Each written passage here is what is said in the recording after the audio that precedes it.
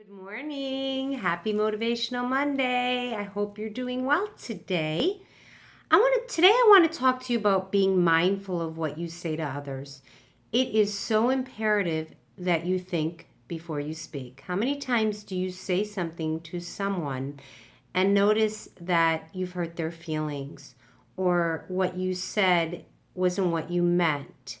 It's one thing to say, things to people because you care about them.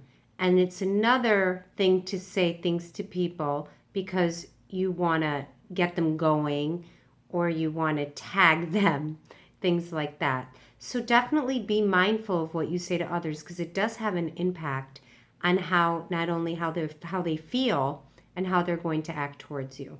I've had several incidences in the past week where people have said things to me, and how I handle it is I really take it as feedback. It's just feedback.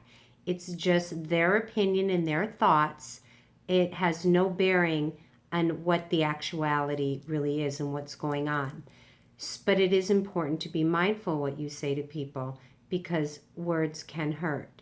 Something to think about today: be mindful of what you say to your children, to your coworkers, to those on the tennis court, whatever it may be. I hope that helps you. Have a beautiful day and be kind. Bye.